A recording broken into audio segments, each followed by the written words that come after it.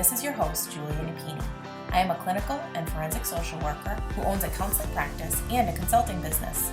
In this show, we discuss the challenges of being successful in business while maintaining your integrity and staying true to yourself. Join me while I interview other professionals and share insights from life and experience.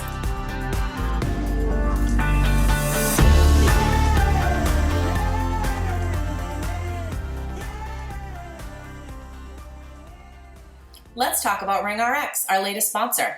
RingRx is a high-quality, HIPAA-compliant telephone, text, and fax communications platform. They provide seamless, cost-effective communications for behavioral therapists, medical practices, hospitals, and other healthcare providers. RingRx is designed for modern healthcare environments. They offer customizable features like a phone app, automated patient outreach, voicemail, after-hours call routing, and top-quality desk phones. Try RingRx for free today at ringrx.com. And if you sign up using the code CLIMB, you'll get 15% off your monthly bill forever. Conditions apply. Hello and welcome to another episode of the Compassionate Climb podcast. I know that this episode is going to be exceptional because I got caught up talking to our guest and knew that I needed to just hit the record button because there was so much good information and I wanted to make sure I captured it. So this is a classic story of how social media and going to networking events can connect you to people that are not in close proximity to you, but are out there doing great things, and you can learn from them and feel supported by them, and they understand a lot of what you're going through. So today we're going to touch upon a couple of different things: how to use social media like LinkedIn to connect, summits and different events that we can attend, and mastermind groups. So Sarah Rivera, welcome to the show. Thanks so much for having me, Julia. I'm super excited to be here. Oh, likewise. So let's start off with some background. So share with us your career climb and how you got to where you are now doing what it is that you do. Well, I love that you called it exactly that because it certainly was a climb. I think for all of us mental health professionals who has ever stepped foot in like nonprofit world, the struggle is real, right? And so I spent the first almost decade of my clinical licensure in the nonprofit, larger agency world. And it was a tough one, to be overworked, underpaid, and seeing those severe needs that I think we've all come across a time or two that kind of leave your heart a bit broken, not just at the stories, but at the system. And I can remember that was my first initial gut to say, how can we do this different? And so from the nonprofit world, I transferred into some experience in the for-profit world, which is a different beast all its own, before jumping into my own solo private practice in 2017. And one of the many mistakes I made along the way was naming my solo private practice after myself and my maiden name. Even worse, right? That it was my maiden name, Sarah Almendares Counseling. Julia definitely introduced me right. My name is no longer Sarah Almendares. It's Sarah Rivera because I did a little thing called Get Married. And so rebranding was an obvious shift that I needed to make. And I had zero ability to do so independently. So one of the things that I learned the very, very hard way, just starting off in private practice, is not naming my business after my maiden name because there's a chance I could get married, and what rebranding could look like and feel like, in the struggle surrounding that before launching into my group private practice called Luz Counseling. So here I am now. I am admitting it. I am admitting it. The struggle is real. Yeah. Don't do what I did, guys. Yeah. Mm-hmm. And if you have, it's okay. So you've got some experience under your belt. So when you finally made the decision to go into private practice, and how cool, 2017 was my year as well. Take us back to what that was like for you when you finally made that decision. Yeah, I can remember like it was yesterday. And the biggest thing was the fear, right? And now we have a word for that, and that's called the scarcity mindset. And just the thought that I would not be able to do this independently, that I would not have enough revenue coming into the books, that I was going to fail and have to shut my doors as quickly as I opened them. And if I would have stuck with my first year's revenue, I would have been exactly right. And I think that that was the biggest mindset hurdle that I had to get over, is to trust the process of building a business remembering that your private practice is a business, and by default, you need business support. So chances Mhm. are you're a really great mental health professional, but it takes so much more than being a great mental health professional to own and operate your own private practice, right? Like just because you're a good baker doesn't mean you should open up a bakery, girlfriend, you know? And so I kind of felt like an imposter. So then we have another negative mindset. So we had scarcity mindset. Now I'm doing the imposter syndrome thing. Like, who am I? What am I doing? And so the first couple of years was a real struggle. But year three really picked up, and revenue did come for anybody who is curious, and then the growth did come. But it was about sticking to the process and making Yeah. sure that I was creating a business strategy and not just something that emotionally felt good. Because Mhm. again, that the financial piece, the accounting systems, metrics, like all of that are business principles that none of us, for the most part, have as mental health professionals. So seeking that out from a ownership stance was critical and something I wish I would have done a lot sooner than I did. Ooh, such good points. So before we get into the group that you started with the solo thing that you had going on and those couple of years that it took to really get things going and those systems in place and kind of finding your people and what was keeping you going? Because I can envision that there are probably some people that are in a similar stage and even those that are considering it and really intimidated by the idea of their own business. And so I'm such a firm Mhm. believer in like getting really clear on what is your mission and your purpose and your why. But I don't know that I really conceptualized all of that until I expanded into a group practice. What were the things that were Mhm. keeping you going when you were solo? Yeah, when I was solo, I would definitely say it's been more of a faith walk and a faith journey than anything. I am Christian and a huge God believer. And I remember having this conversation with the man upstairs saying, like, I know you brought me here, Yeah. right? So if you've given me the vision, I'm expecting you to give me the provision. And so in that, he really did. And I mean, alongside my spiritual faith and my family was absolutely huge. For the first 3 years, I was in an office rent free because the landlord said, you don't have to pay me until you start making money. And that landlord is my brother, Joseph Almendares. So Oh. shout out, bro. I mean, he was like, just whatever, like I'll be here to support you. So the family support went a long way. My father Wonderful. is one of my, if you will, like a cubby buddy. We share the same office space, different offices, of course, but the same building. And so he's Yeah. along the way, like, you can do it. My mom, like, clapping for me, like, I'm a kid Get a again. lot of But cheerleaders. everybody was very instrumental. My husband, too, after we got married, phenomenal. My kids. So just the encouragement of family and then just staying rooted into the why, as you mentioned, was really, really important early on. Yeah. Oh, wonderful. Okay, so what led you to expand to group? What contributed to that decision for you? Yeah, like so many others, it was COVID, right? So COVID-19 really smacked us square in the face, and we realized the mental health need was greater than we could have ever imagined. And the growth went from the worst month we've ever experienced revenue wise to one of the highest months we had experienced to date at that time. And so expanding into a group was a very organic, unthought out kind of experience. And I Yeah. kind of highlight not thought like this was not premeditated. That was major mistake number 59 at that point, is not thinking about the expansion of what a group really means, and all of the things that make sense to you in your own four walls of your mind don't translate if it's not written clearly. And if it's Oh, not, there's no method to the madness. well It's said. interesting the things that you can do alone, but how it really doesn't translate or generalize when you're leading a team.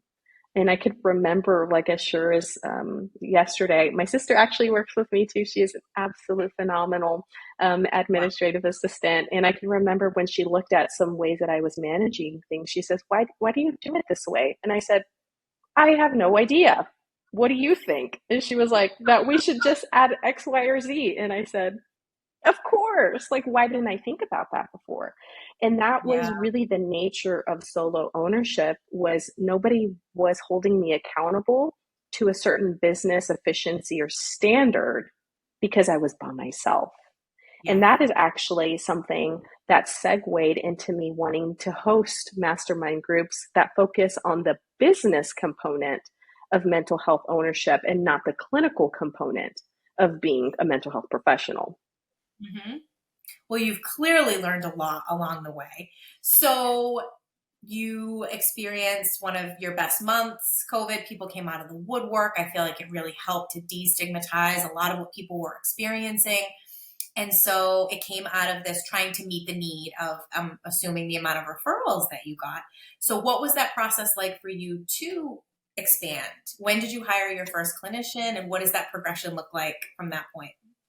And that was another kind of mistake that I made, was hiring a clinician before an administrative assistant. So all of you out there thinking that's your first hire, I would really challenge you to consider what type of growth sustainability you can have by having an administrative person on your team rather than going for expansion of the clinical team, because then you become the admin. Somebody's got to answer the phones. Somebody's got to pay the bills. Somebody has got to follow up with these insurance claims, and you need somebody to do that. And for most of us, we look for our first hire to be a fellow mental health professional. And that was a struggle within the first, I would say, 6 to 12 months, when I realized I was now overworking myself again, which was not the point of business ownership, right? So that's what we did already in nonprofit. You were overworked and underpaid.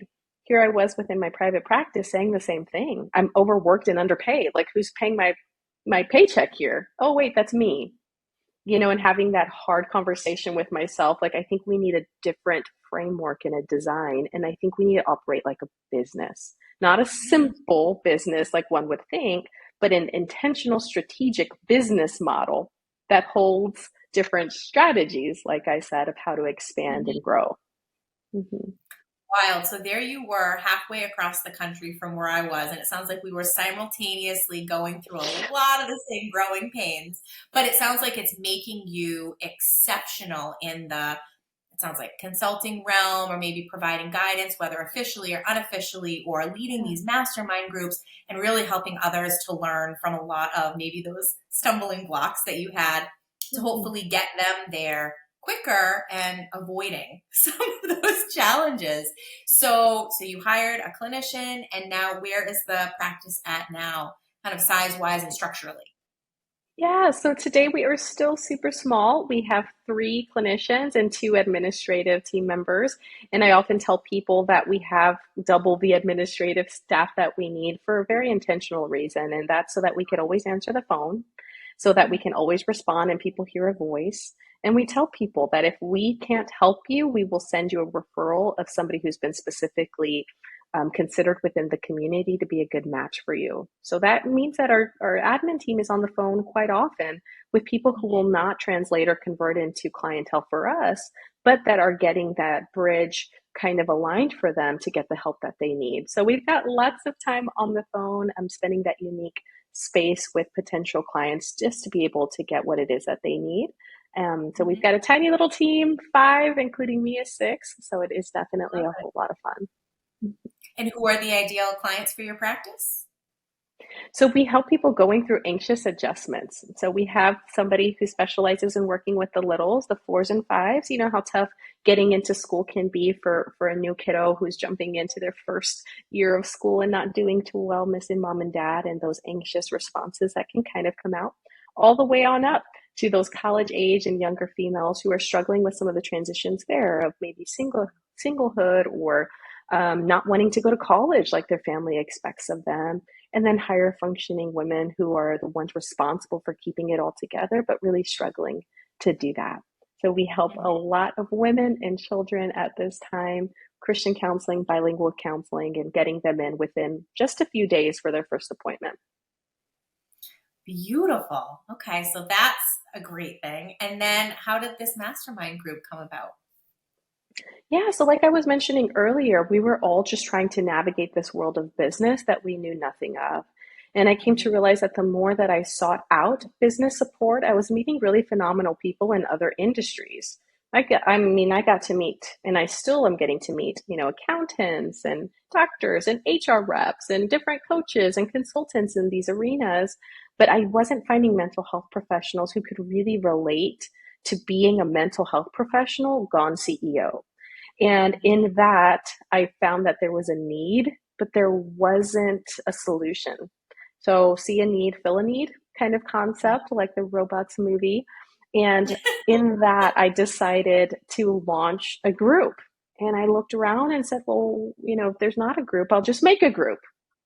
And I thought, well, what kind of group? And I said, I don't know, a business group for mental health professionals. We really don't have to reinvent the wheel. And that's where the mastermind creation came. Is there's already a preconceived model called a mastermind. People run it all the time. And so I just paralleled my mastermind to fit some of those same standards that any other traditional mastermind would, with peer support, accountability, hot seats, and just an expectation that there's going to be a peer-led component, meaning that we're going to speak life into one another, speak from experience, speak to the ones who are right behind us, and also hearing from the ones that are right in front of us. And in that, we're able to share different resources from a very, very relatable lens. And it has been a blast. Oh, I'm so glad to hear that it's been such a positive experience for you all. So is it a certain time frame? Is it an ongoing group? Yeah, so the way it's running right now is it's offered twice a year for about 5 months. So initially I was doing a 6 month commitment, but realized that I need just a little time in between, because every single cohort, as I call it, is Mhm. specifically tailored to the individuals inside of the group. So every topic or theme that we review each month has been decided upon by those group participants. So it's never a cookie cutter. We're going to go over the same things as we did in the previous group. So it requires some organization on my part, really, to rally around the mastermind and those who are interested, and letting them know what to expect and when we're going to start, and finding an ideal time.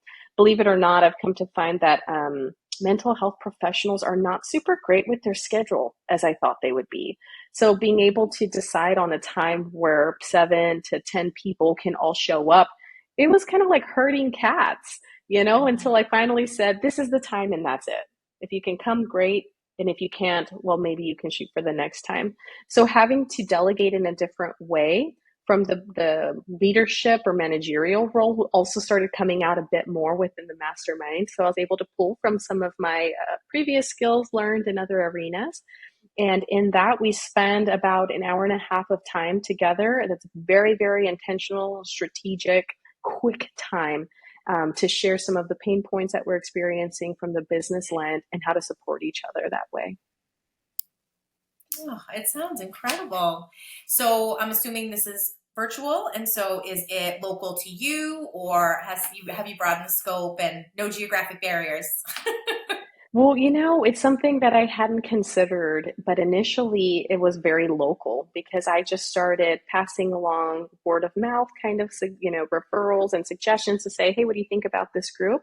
And I had a very large feedback saying I would be part of that if that was a thing. And Mhm. in helping others launch their own private practices, and the counselor's mentor, which is another kind of side gig that I've got going, they said, we want more of this. And I said, well, how can I create that in a way where community can be created and developed? And from there, that's where we started to kind of put out some quote unquote feelers to see, what is an appropriate cost for you. And I'm going to be completely transparent right now. And it's very, very low, but it's because I remember what it was like, that first year and second year when I told you that scarcity mindset and feeling like I wouldn't have enough, that was real to me. And I Mhm. remember that feeling as it was yesterday. So today it's only $45 a month, which is unheard of in the Yeah. mastermind world, but it is something that I've stood by. And people have said I would pay thousands of dollars for it. I said, but you don't have to. Just pass it on, what you're learning here, tell other people about it. And that's kind Yeah. of been the mindset that I've had, is that this is to support one another so that we can be successful business owners. Because the Mhm. reality is the private practice world fails with just the same numbers as any other industry. I mean, within 3 years, 50% of private practice owners are closing their doors. We can't be immune to that reality. And so, in that, I want people to be encouraged and supported, and to know that having a successful private practice is possible, but you do need business help, guidance, and support from a network of people to be able to walk you through the things that you don't know what you're doing. And let's be real, there's a Yeah. whole lot of stuff in the business world that we do not know. And with that, having again somebody who can either parallel walk with Mhm. you or right before you or behind you, I think has just been, I mean, it's been priceless. Well, I have so much respect for you doing that. And it sounds like it's very appreciated. And you're right, it's this ripple effect of this time that you're spending and this investment in your own, energy and the people that are participating, but that it expands so far beyond that. And so that clearly sounds like a part of your purpose. So when does the next cohort start? So right now we are right smack in the middle of this one, but God willing, we are looking to launch again in July. And so Okay. during that time, people can come in and sign up, and we always keep it to a max of 12 participants. So it remains Mhm. very, very unique, very, very tailored.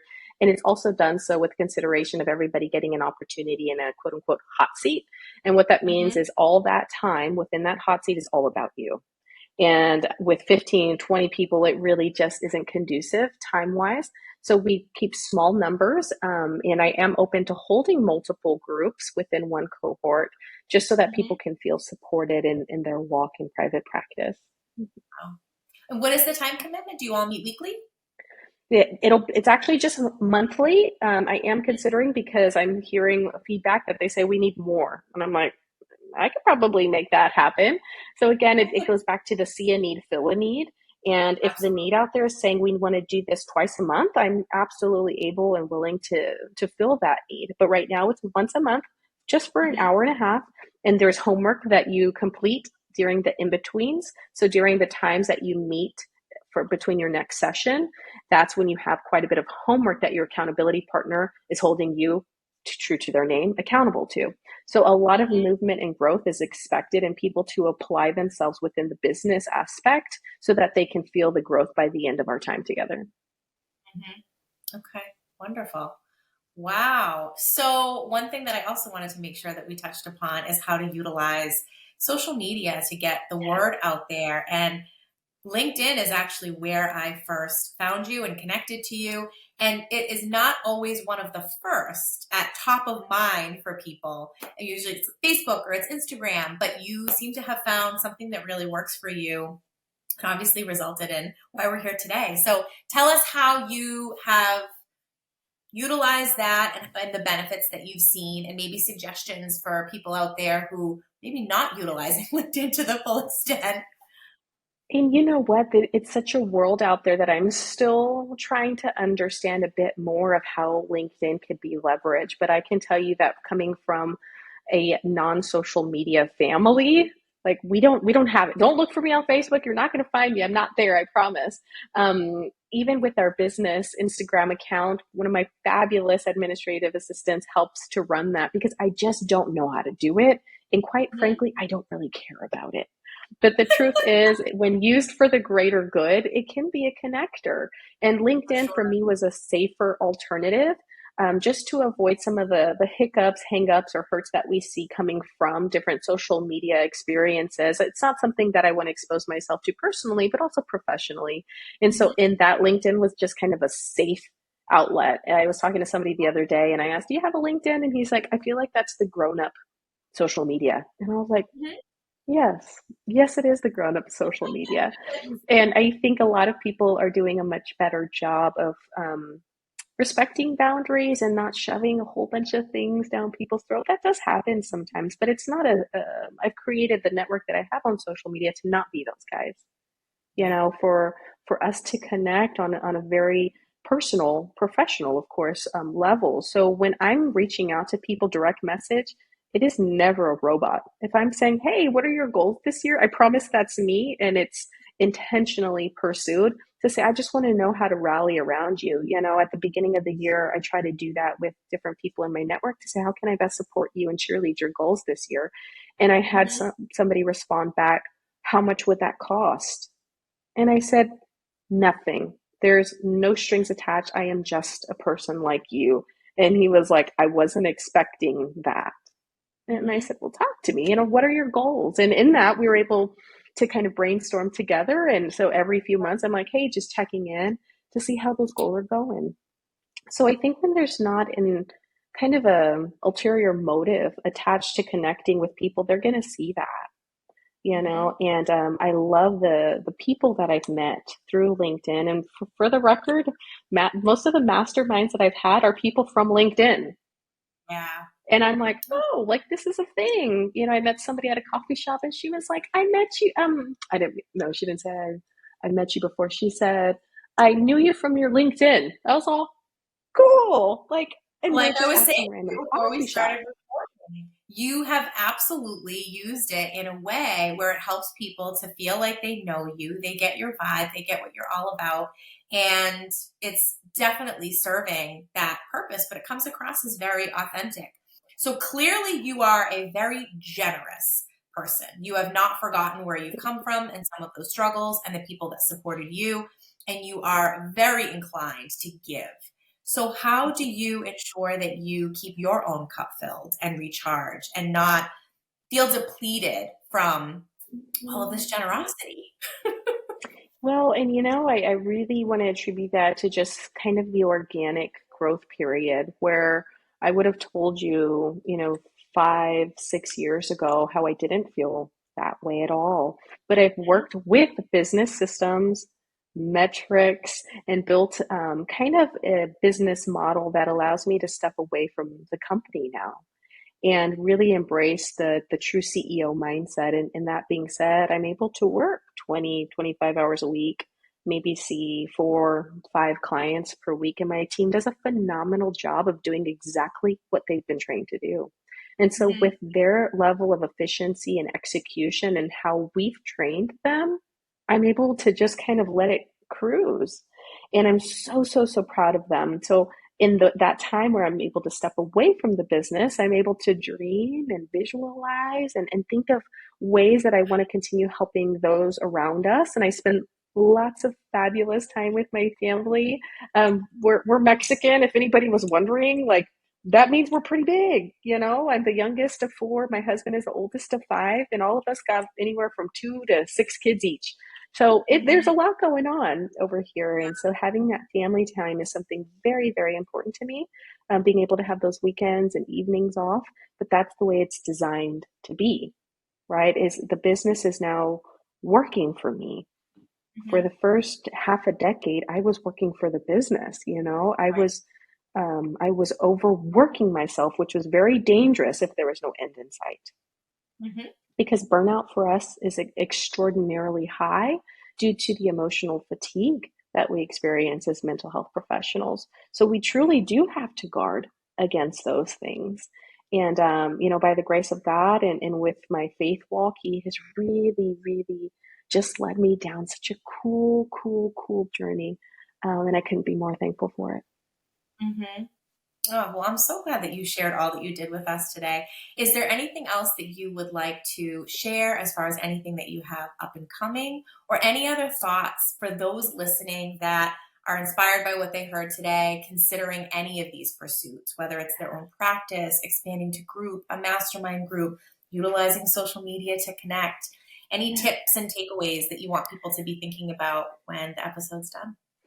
Yeah, Julie, I think that's a great question. And one of the things that I've done through the Counselor's Mentor website is I've created different pages depending on where you're at within your mental health journey as a professional. And so for those that are still in school, I've got a page for you. If you need somebody, that phone call that we all have to make to interview somebody in the community and talk to them about their job as a mental health professional, I do that all the time. So if Yeah. that is on your to-do list and you're in grad school, call me and you will get me and I will help you through your homework assignment. I Hmm. also have another page that's designed for the DIYers. And I remember what that was like. I thought that I had to do it all by myself and I was going to save all this money, which, whatever, however you want to think about that, you'll see differently soon enough. But I've got lots of resources there, from podcasts and books to the small business development center in your area. All of those things are so, so, so important to get plugged into. And more often than not, it's free. So access Yeah. those free services. I've got a few on my website as well. And then I have one additional page that is my personal favorite. And it's building your own private practice. So if you say, I want to do that, but don't have thousands of dollars to be able to do that, I have made it incredibly cost effective to your wallet to learn exactly how to start, launch, and grow your private practice, and with some video tutorials there.